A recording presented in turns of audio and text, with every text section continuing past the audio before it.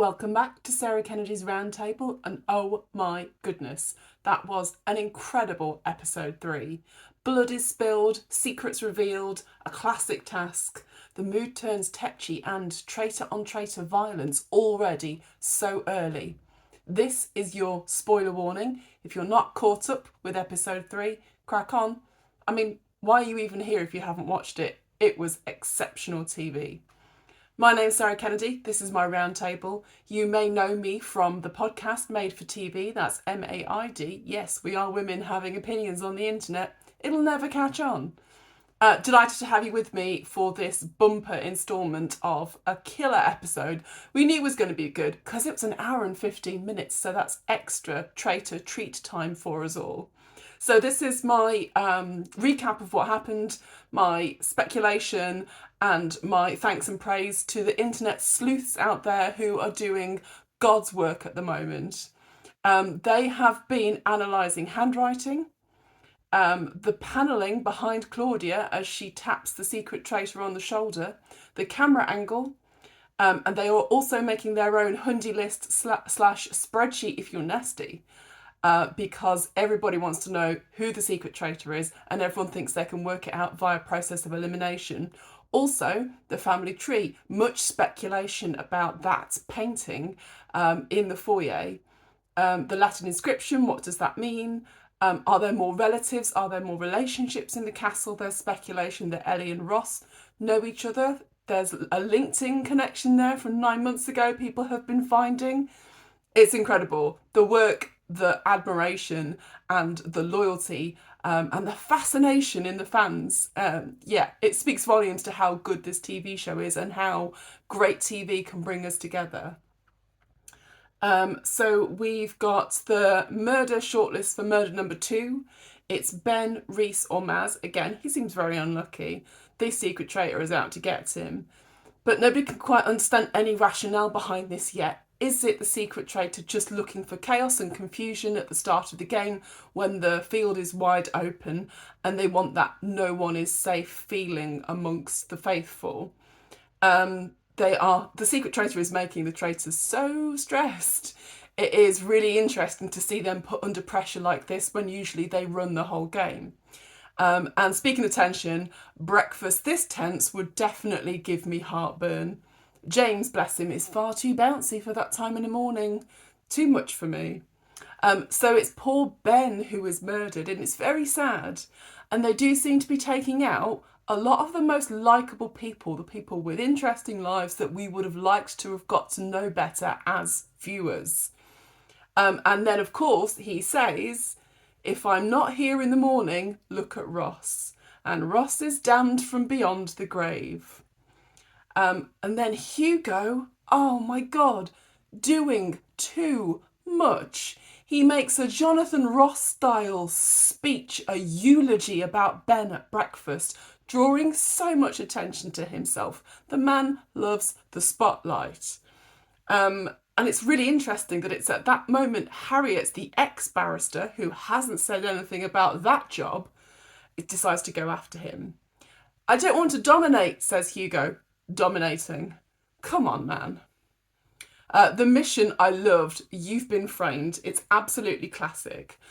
So 2 teams. 1 team have to reenact a description of a painting. We get the classic hang it in the Louvre moment of Jack getting milked by Faraz the milkmaid.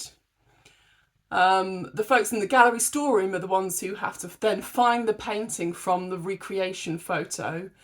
It's teamwork, but a break from the SAS who dares wins kind of like physical challenge stuff that they do a lot of.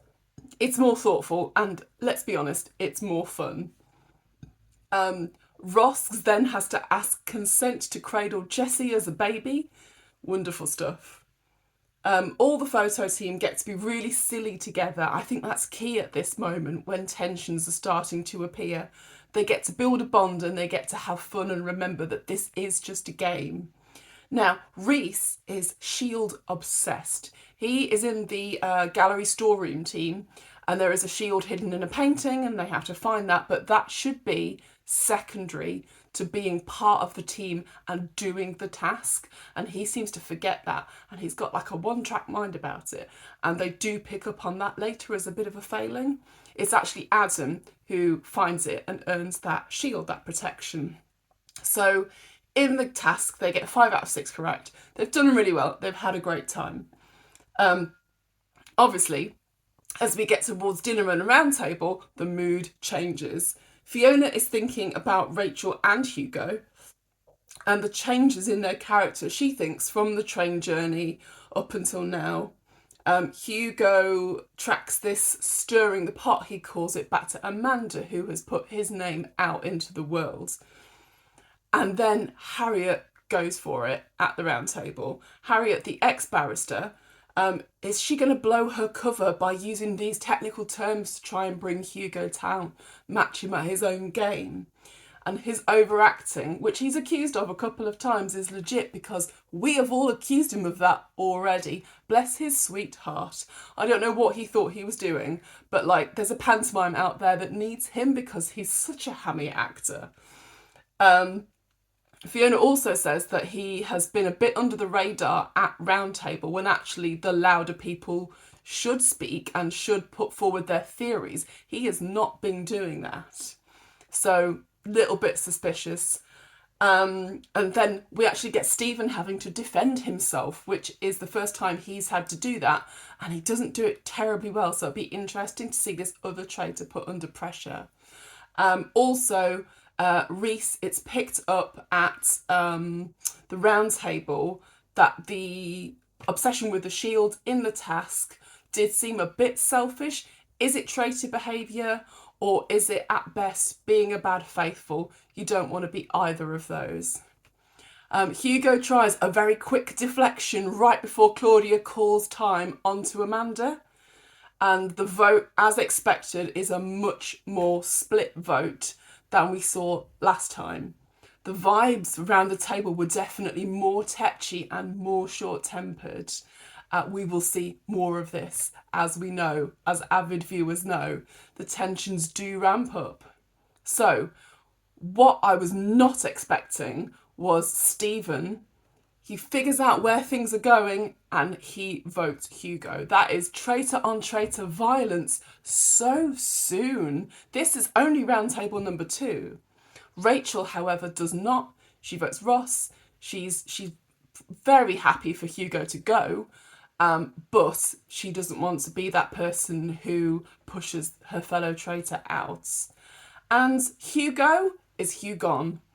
The danger of main character energy. Wild celebrations, Fiona gets picked up and flung around the room, and Harriet basically is out of there on people's shoulders. She is the MVP. Her theory and her persuasion paid off. How are they going to feel when they realise that she was also a barrister? So it was basically those two people, same job, going up against each other. Very interesting. But of course, an early win, while it's superb, and this is the first time that a Traitors has ever gone out this early in the game. So poor Hugo, but his name is down there in the history books for a reason he probably wouldn't like. Of course, the early win does mean recruitment. Now, this is the twist. There's a traitor mission tonight. It's not murder in plain sight, which is what I was expecting. It's take back control. There's a 9-player shortlist and they have to go to the family tree and leave blood red fingerprints on the people who the normal green cloak traitors are doing the shortlist for. It is nice. It's very gothic. It's very tense. I was on the edge of my seat because this is such a busy area. What will they risk for control? Because they'll wrest the control away from the secret traitor, and if they do this, they get to meet the secret traitor. Great, really exciting, what a cliffhanger moment, but also, it doesn't feel like this secret traitor thing has run its course in the first 3 episodes. It feels like there's going to be twist upon twist. So, Stephen and Rachel after much fussing around and basically telling Reese to go away because they needed to do something together, which looks super suspicious. They manage it. They get the what looks like ketchup and they put the fingerprints on that family tree that's been leaving us all guessing. Now we know what it was for. So this is so exciting, and I don't need to tell you that there are too many days between now and the next episode, but that leaves time for us to think about what we would do in this situation, try and figure out who we think the secret traitor is, to see if that new traitor team will work together. It's all brilliant, it's all fascinating, and it has been an incredible week. Thank you so much for watching. If you'd like to leave a comment and let me know what you think about the show below, please do, and I will see you back here at the next roundtable. Latest, traitors.